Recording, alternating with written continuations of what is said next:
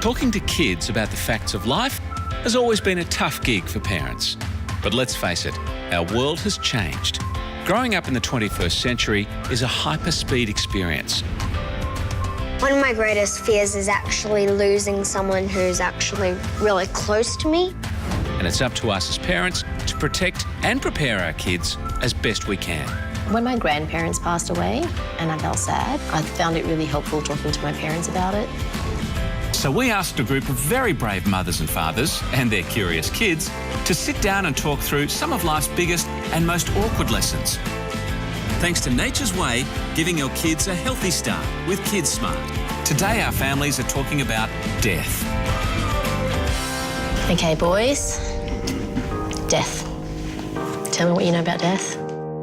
Well, it's a time where you're losing all of your strength. And, like, you're unconscious, but you can't become conscious again, and, like, you're dead. So have you given it any thought yet? When I hear the word death, what I think about is crying and losing someone. It's when you are, like, paralyzed in a way, except your heart isn't beating and your brain isn't thinking. One of my greatest fears is actually losing someone who's actually really close to me. Our granddad, he died from, I think it was a cancer. Yeah. Okay. And how did you feel? Really sad. How did you get over that sad feeling? What helped? I think it was like lying in bed and not remembering him. So you try and forget so you don't feel sad? Yeah. Okay. When someone dies at the beginning, you will deny it, like he's still here. Or yes, he's not dead. Not true. I was little, about 12 years old, when my granddad died. And yes, I loved him a lot. Yeah, but when he died, I did not realize that he will be gone. So at that time, I did not cry at all. When would you cry? Like, did you cry sort of at night in bed or? Yeah.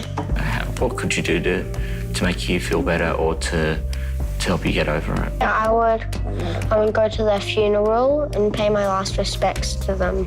But after some time, like a couple of months, yes, when I really missed him and I want to talk to him, but he was not there, then it did hit me that he's gone. Sometimes children think, what does happen when you die? Because everyone who's alive, they have different opinions about what happens when you die, but they're not actually certain. Do you think anybody knows? No. So it's a great mystery, isn't it? Yeah. Yeah. It's probably the greatest mystery. I either think it's either reincarnation or heaven and hell. No, I think you can come back, but as like something else. For example, if you're a human and you were good in your life as a human, then you come back as something good. But if you're like bad, then you might come back as like a cockroach or something and get like chased by a foot.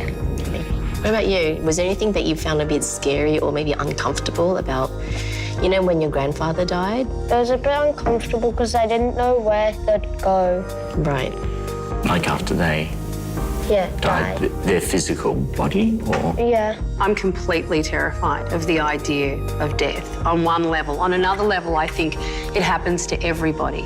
Millions of people have died. And so it must be something, it's a natural part of life, so it must be okay. And if it is just the end of everything, maybe that is okay. Because do you remember anything from before you were born? Yeah. Do you? You remember something from before you were born? What do you remember, Astrid? Floating. You remember floating. Is that a dream or you have a memory of it? Memory. Well, that's nice to know. It's a little bit scary. It depends how I die. Like, if I die of old age, I'm not scared of that. But if I'm scared of dying from something scary, like tornadoes or tsunamis. Yeah.